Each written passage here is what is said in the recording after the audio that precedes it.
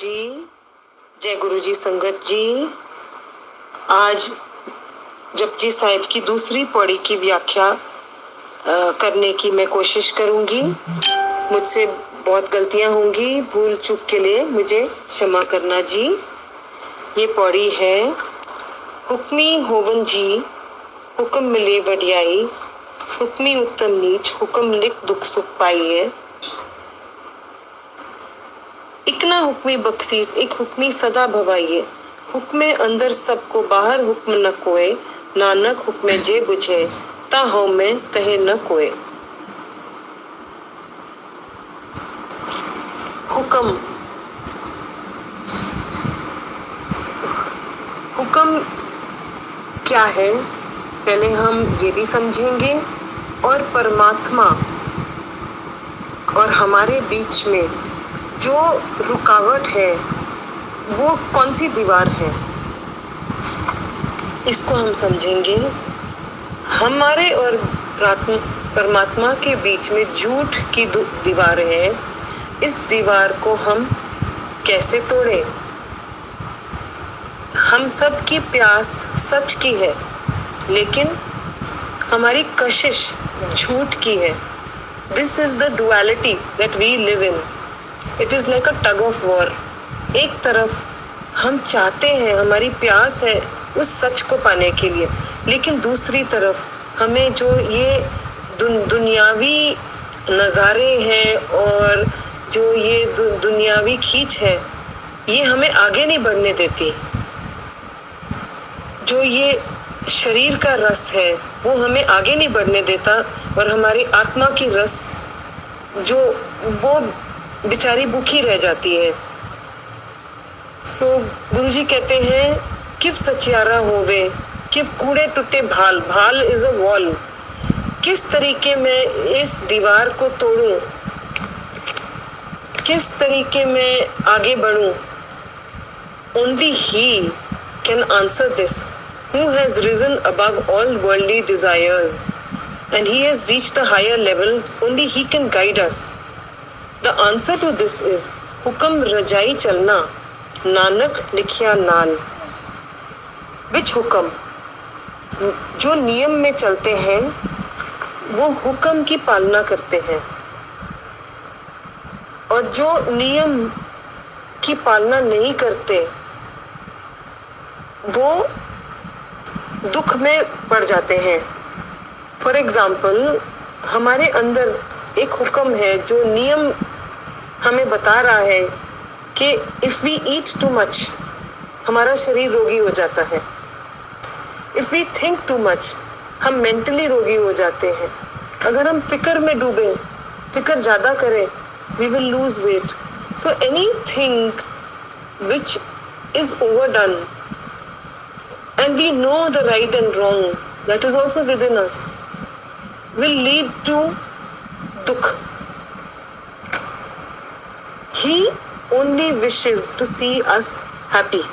वो सिर्फ हमारा सुख देखना चाहते हैं। He up there is not a harsh or a mean God who wants to punish us. It is us, and it is only us who misuse this free will that we all have. And if we cross the road, for example, there are rules, traffic rules, which we all have to abide by. Now, if we break these rules and we start crossing the red light, or we go out of the footpath into the main traffic place, we are bound to meet with accidents. Then how can we blame, and who can we blame? We have broken those rules. हमने उस हुक्म की उल्लंघना करी है. So who are we to blame besides ourselves? What we reap, we will sow. If we harm and hurt people, we are bound to suffer the same consequences, and not in just one for one. It is like that one seed gives rise to many seeds. The good seed or the bad seed, it is up to us which one we plant. If we are planting dukh, we will get back manyfold, because that seed will produce a tree full of seeds of dukh. Similarly हम किसी की जिंदगी में सुख देते हैं, वो जरूर हमारे को आएगा वापस. ये हुक्म है. This is just part of the हुक्म of the lord. And the other thing is that किसी ने पूछा कि if I cannot plant a garden of flowers, then what will happen to me? They said, Guru Sahib कहते हैं, if you didn't plant a garden of flowers, but you picked out the kankar, the patthar, the kante, that is also very good enough. You cleared the way for a lot more people. You did what you could to make somebody easy. Hazrat Ali asked Muhammad Sahab, if everything is done by God alone, so what is my role to play? Where is my free will? So Muhammad Sahab said that I will answer this question later. Ali ji said, can you please answer it now, because I may not be wanting to hear this later on. Maybe मेरी ये भूख ही नहीं रहेगी to get the answer to this question. So Muhammad Sahab says, okay, lift one leg. He said, ठीक है. He lifted one leg. फिर Muhammad Sahab said, now lift your other leg. Ali ji said, I cannot lift now the other leg because I have already lifted one leg. I can't lift both legs together. Muhammad Sahab said, so here is your answer.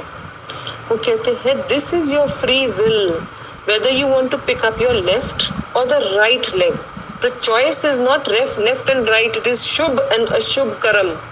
Once you take a decision of a ashubh karam, it is very difficult to go back. To go back from the ashubh karam, you will have to lift the leg again, and you will have to put down the other leg down. So it is like, it's like I say that I sow the seeds, but I don't want to eat the fruits.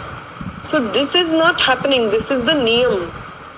ये नियम है कि जो तुम बोगे वही तुम्हें मिलेगा. तो सोच समझ के अपनी फ्री विल को हम यूज करें, हुक्म में रहे. ओके, सो परमात्मा तो निर्लेप है. He is not giving us सजा. He is not giving us even the fruits. We are just following a नियम, और वो नियम सबके लिए है, बराबर है. It is for the entire सृष्टि. हुक्मी होवन आकार, हुक्म न कहा जाए. The whole Brahmand is made with his niyam and his hukam.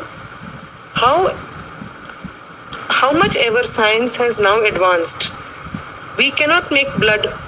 Only God can make blood out of food. Similarly, we can only collect the blood in bottles. Similarly, we can neither make Atma, we can neither make the Sharir. So हम जितनी मर्जी advance अपने आप को समझने लगे हैं, but we cannot do what the Creator can do. All creation, the nadi, the नाली, ये सब कुछ उसके हुक्म की पालना कर रहा है. Now we come to Hukmi होवन आकार, हुक्म ना कहा जाए. हुक्मी होवन जी, हुक्म मिले बढ़ियाई. Now क्या आकार है, ये जो हमें जो दिख रहा है, ये जो जितनी चीजें, ये ग्रह, ये पशु, ये पक्षी, ये कीड़े, सब हुक्म के हिसाब से अपने अपने आकार प्राप्त करते हैं. It is beyond our description. His entire creation cannot be described even. We cannot even start describing with our little tongue that what all has been created by his hukam. सब कुछ जो हो रहा है, ये हो रहा है, ये किया नहीं जा रहा. It is happening. Somebody, for example, is traveling in the train. He carries his luggage on his head. So the co-travelers ask him that why don't you put down the weight Why are you carrying it on your head? So he says कि I am trying to take away the weight of the train. This is the way we think. हम अपने आप में कर्ता भाव ले आते हैं, लेकिन हम करता है ही नहीं. इतनी बड़ी सृष्टि जो चला रहा है, उसमें हम भी, we are a very small part of it, and we are also, हम भी उनके हुक्म में चल रहे हैं. हम कुछ भी नहीं करने लायक हैं ना. हमें ये कर्ता भाव हट जानी चाहिए. हुक्मी होवन जी, हुक्म ना लिखिया जाए, हुक्म मिले वडियाई. नाउ व्हाट इज वडियाई? He is the one who decides the color of the birds, the color of the flowers, the different faces that we all have, the fish, हमारे जो बारीक बारीक नसें हैं, ये सब तो उनकी बनी हुई है. अब इनमें भी जो ऊंच और नीच हैं, जैसे हर चीज की एक डिफरेंट स्टोन्स में संगमरमर एंड जो है हीरा, ये उच्च माने जाते हैं, उत्तम है ना. सो और ऑर्डिनरी स्टोन्स भी हैं. सो हुक्म मिले वडियाई. नाउ इसी तरीके वनस्पति में चंदन सबसे उत्तम है. फ्लावर्स में लोटस, जो कमल का फूल है, वो बहुत उत्तम है. एनिमल्स में गाय, शेर, हाथी, ये उत्तम है. और किसी को अगर बुरा बोलना होता है तो हम कहते हैं सुअर की तरह है. बर्ड्स में हंस है, मोर है. कीड़ों में सिल्कवर्म है, जो रेशम के कीड़े होते हैं, इनसे तन ढका जाता है. और कोई पॉइजनस कीड़े हैं जिनको छूने से भी हमें विष पैदा हो जाता है हम में. कोई धरती है वो बड़ी फर्टाइल है, कोई धरती है वो बिल्कुल बैरन है, उपजाऊ है ही नहीं. इसी तरीके मनुष्य में भी उत्तम और नीच मनुष्य है. जो मेरा रंग है, चाहे काला है, चाहे पीला है, चाहे गोरा है, जो मेरे नैन नक्श हैं, जो हम सब के फीचर्स हैं, ये सब उनके दिए हैं. हम उनसे बहस ना कर सकते, ना पूछ सकते हैं कि ऐसे क्यों है. हम हुक्म में हैं, हम हुक्म में ही चल सकते हैं. यही हमारे लिए सही है. हुक्म लिख दुख सुख पाइए. जो मालिक की मर्यादा की उल्लंघना करते हैं वो दुख पाते हैं, और जो मर्यादा की पालना करते हैं वो सुख पाते हैं. So here comes our free will. It is on basis of this free will that हमारी गति है. एक ना हुक्मी बख्शीस, एक हुक्मी सदा भवाई है. एक बड़ी आगे निकल जाता है, एक ना हुक्मी बख्शीस, और एक हुक्मी सदा भवाई है. भवाई means they keep coming back. हम भटकते हैं, हम मरते हैं, फिर दोबारा we come back.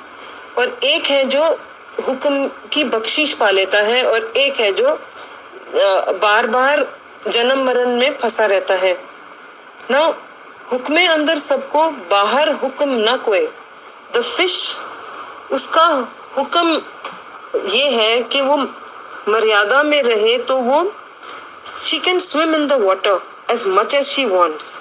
But if she tries and she thinks that she can get out of water and live, she can't.